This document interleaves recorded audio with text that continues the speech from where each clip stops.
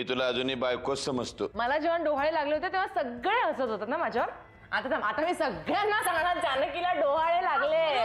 मला वाटतं तू भवानी माईला भेटून ये।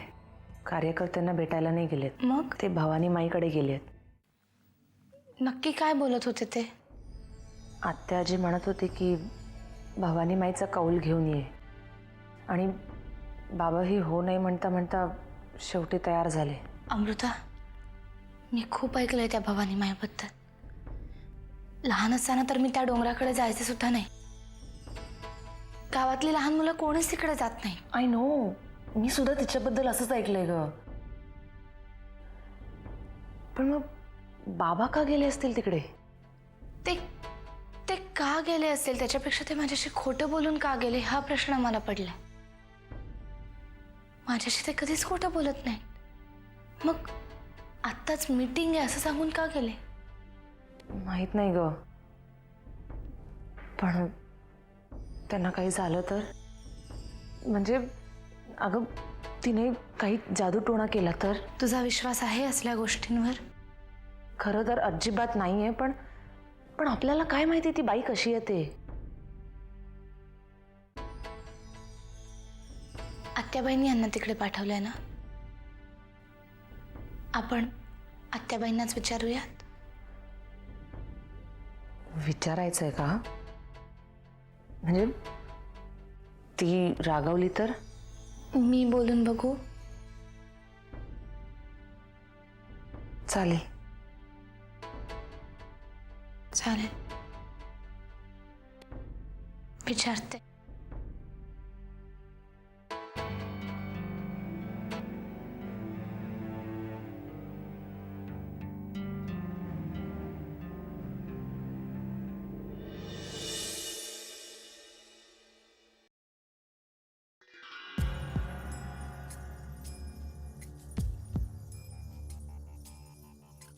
सुमिताई, मला थोडं बोलायचं होतं तुमच्याशी। बोल ना, काही काम होतं का? नाही, काम नाही तसं काही। आभार मानायचे होते तुमचे। आभार? कशाबद्दल? परवाच्या गोष्टीबद्दल। परवा? हां हां, ह्यांच्याबद्दल म्हणतेस ना? आता त्यात काय आभार मानण्यासारखं? नाही, तसं नाही, पण आपल्या नवऱ्याने दुसरं लग्न केलेलं असताना पण त्याच्याबरोबर चांगलं वागायला लई मोठं मन लागतं बघा। तुम्ही कधी मलाही तसं जाणवू देत नाही। माझ्याशी पण किती चांगलं वागता तुम्ही। अगं, स्वभाव असतो तो प्रत्येकाचा।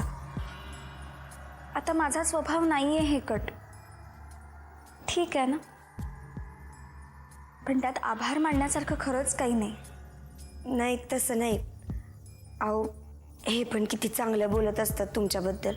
सारखं मला सांगत असतात की तुझ्याशी लगीन केलं असलं ना तरी सुमित्राला मी अजून पण बायकोच मानतो। असं म्हणाले हे? मग मग तू काय म्हणालीस? माझं काय, मी तर तुम्हाला सुरुवातीपासून सांगितले मला तुमची जागा नाही घ्यायची, आणि तुमच्याबद्दल माझ्या मनात कुठलाच आकस पण नाही।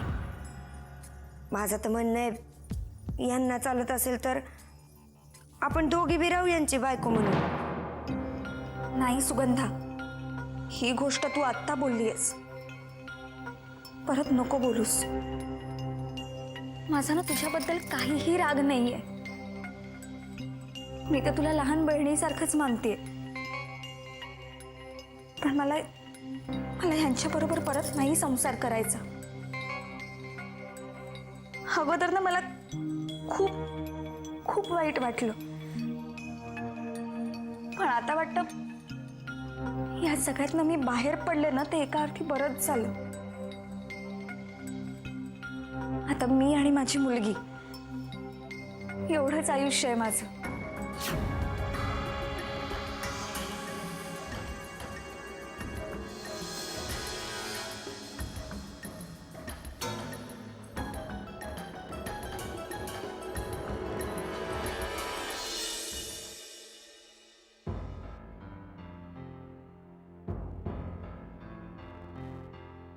ये. आत्याबाई मला थोडं विचारायचं होतं. मग विचार ना. हा भवानी माय काय प्रकार आहे आणि हे तिला भेटायला का गेले?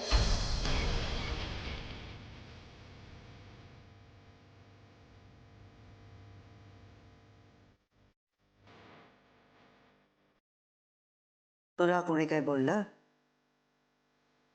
नाही, मला कोणी कशाला काही बोलेल, पण लहानपणापासून त्या बाईबद्दल फार विचित्र ऐकलंय मी. तरी पण हे तिला भेटायला गेले म्हणून थोडं आश्चर्य वाटलं इतकंच. मी पण असंच काही ऐकलंय. पण तरी हे तिला भेटायला गेले.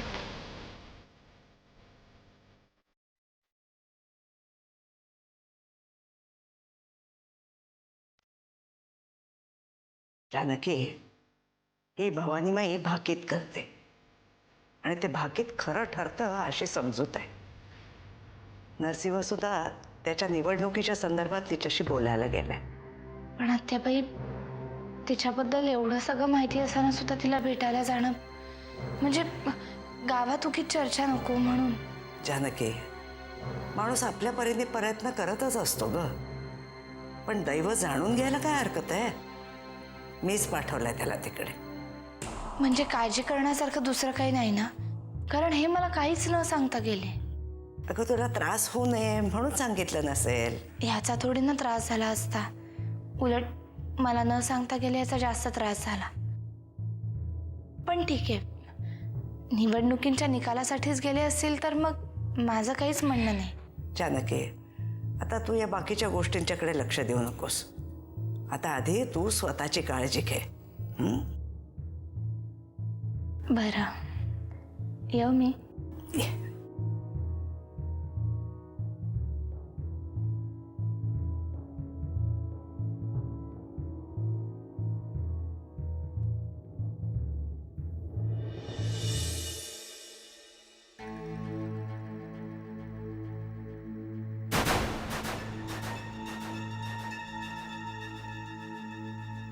काय झालं भवानीबाई? काही चुकलंय का माझं?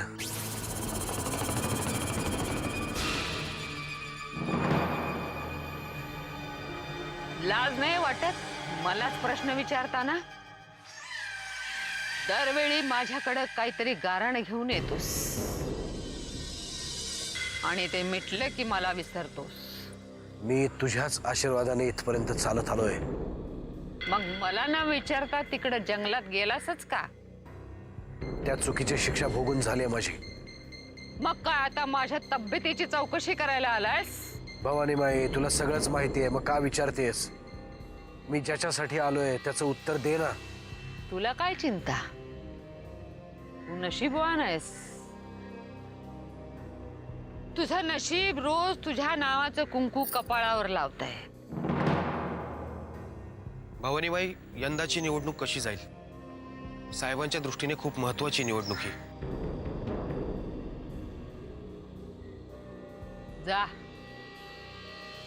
आणि कामाला लाग. कारण न भूतो न भविष्यती असं यश मिळणार आहे तुला.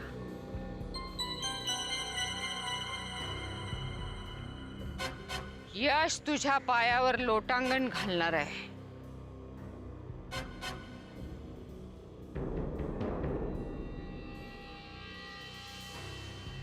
जा.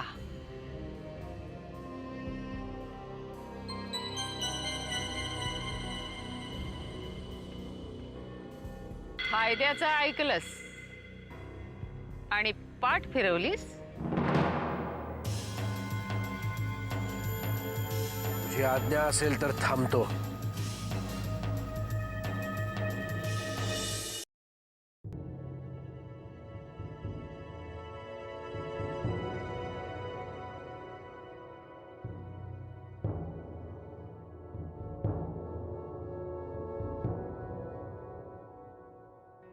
जानकी, काय झालं ग? काय म्हणाले आत्याजी? काहीही घाबरण्याचं कारण नाही. आपण उगाच काळजी करत होतो. म्हणजे म्हणजे यांना तिकडे आत्याबाईंनीच पाठवलंय.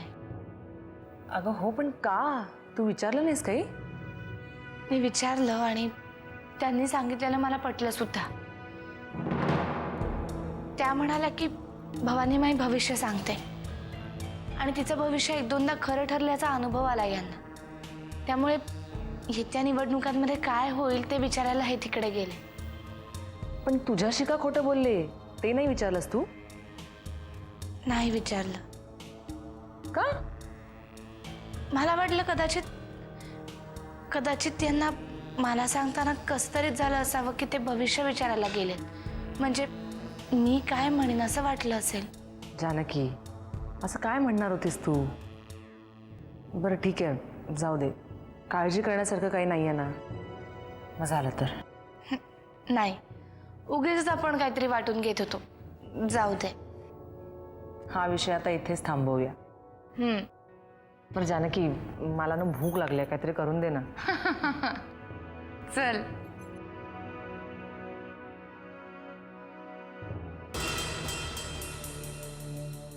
इथं थांबण्यापेक्षा घरी जाऊन घडणाऱ्या गोष्टी थांबवता आल्या तर बघ. म्हणजे म्हणे तुझ्या बायकोच्या पोटात तुझ्या वंशाचा दिवा वाढतोय. तुझ्या आशीर्वादानेच जानकी आता आई होणार आहे. होणाऱ्या गोष्टी थांबवता थोड्याच येतात. तुझ्या घरात असंच काहीतरी घडणार आहे. घरात एक नवा किल्लेदार जन्माला येणार आणि त्याच वेळी एक किल्लेदारीण कमी होणार.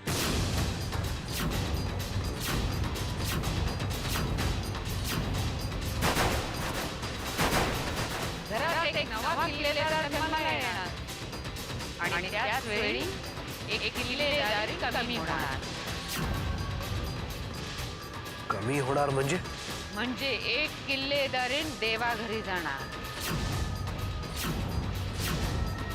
एक येणार, एक जाणार. हाच निसर्गाचा नियम आहे.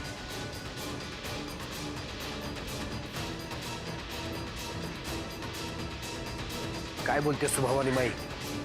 माझा विश्वास बसत नाहीये. माझं भाकीत खोटं ठरत नाही हे तुला वेगळं सांगायला नको. पण यावर काहीतरी तोडगा असेल की नाही? चांगल्या भाकीतावर तोडगा नसतो तसा वाईटावरही. हे भाकीत आहे, कुणी दिलेला शाप नाही. जा, चालता हो. आणि सुख साजरं करायचं का दुःख याचा विचार कर. जा.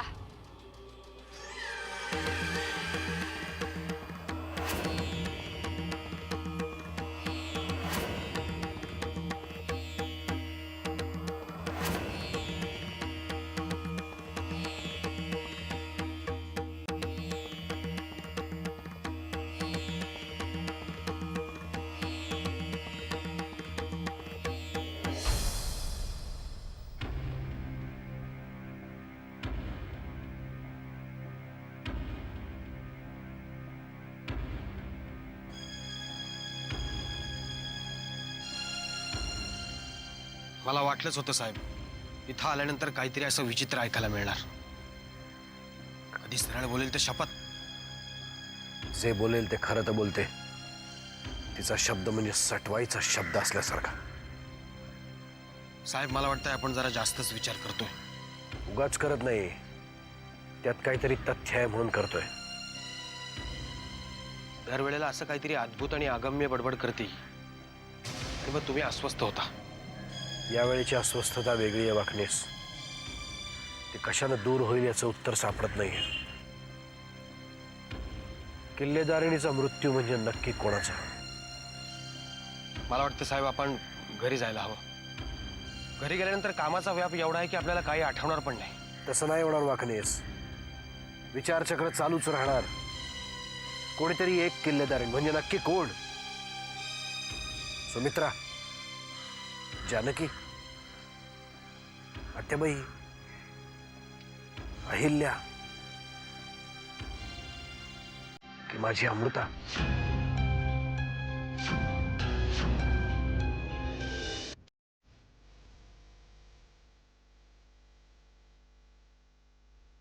आईला हा भी का बचपन अपनीच कॉपी मारतो. रिश्ते में तो हम तुम्हारे बाप लगते हैं. नाम बाजाजीराव बोडके. हाय हे नाम बाजाजीराव बोडके. काय कुमार ऐसा मुडके. हाय थोत्रे ठेवून ते टीव्ही बंद करा दे. से काय झालं मारायला बोल. काय झालं? तू माझे कान का भरत होता त्या सुमित्राबद्दल? हाय का मी काय कान भरले. अरे तूच मला सांगितलंस ना तिचं आणि यांचं काहीतरी गुलुगुलू चाललंय म्हणून. आता आपल्या डोळ्याला जे दिसलं ते बोललो बाबा. मोडक्या खरंच मार खाशीला. मी तिला जाऊन समक्ष विचारून आलीये. तिने मला सांगितलं की मी त्या माणसाला वारायला सुद्धा उभं करणार नाही म्हणून. देवा खोटी नाटिका होईना अशी बिंडोक पुतणी का दिलीस मला. मोडक्या खरंच मार खाशीला आता. ऐक माझं आधी.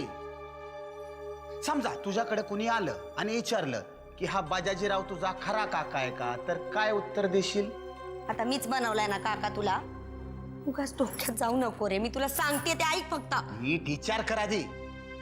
याचाच अर्थ काय, तू माझ्याबद्दल तुला पाहिजे तसं बोलणार, तसंच सुमित्रा परशू शेठ बद्दल तिला पाहिजे तसंच बोलणार. अंधारात ठेवते ती तुला अंधारात. अगं सवतीचं बोलणं ऐकून तू या चुलत्याच्या पाठीत मारलंस. नाही मला ना जरा जरा पटायला लागले आता तू काय बोलतोय ते. नीट विचार कर, म्हणजे जरा जरा नाही तुला भरा भरा पटल. अगं ती सुमित्रा म्हणजे डोळे मिटून दूध पिणारं मांजर आहे, मांजर. पण तिला माहित नाही हा बाजाजीराव आहे ना, तो म्हणजे काजवा आहे, काजवा. अंधारात बी वाट हुडकून काढतोय हा. अरे पण तुझ्या बोलण्यात तथ्य आहे. पण हे तर काहीच नाही. हल्ली ती त्याच्याकडे बघून लाजते काय, मुरडते काय, हसते काय, नव्या नवरीवाणी चालू आहे समज. म्हणजे ती कालिजातली पोरं नसतात का, 18-19 वर्षातली. त्यांचं कसं चालतंय, गुलू गुलू गुलू गुलू गुलू गुलू, तसंच चाललंय त्यांचं समज. नीट लक्ष ठेव, नाही तर कधी हातचा सुटून जाईल ना, कळणार बी नाही. हा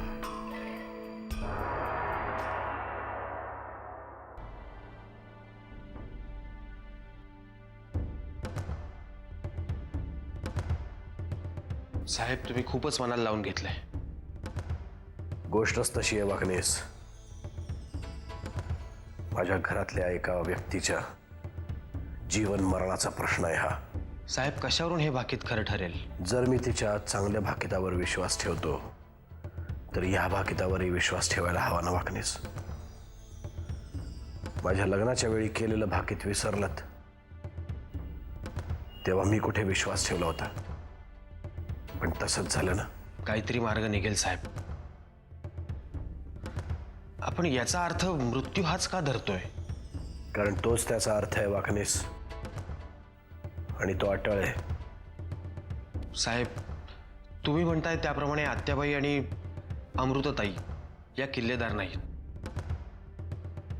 पण बाकीच्या म्हणजे जानकी वहिनी, अहिल्याताई आणि सुमित्रा वहिनी किंवा सुगंधा.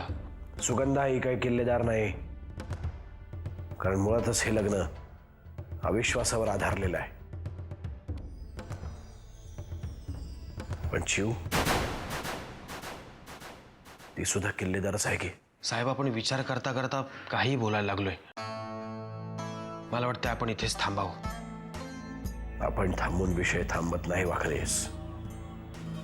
उद्या आतेबाई मला विचारतीलच ना, भवानी माई काय म्हणाली, काय उत्तर देणार आहे मी. साहेब त्याचा विचार तुम्ही करण्याची आवश्यकता नाहीये.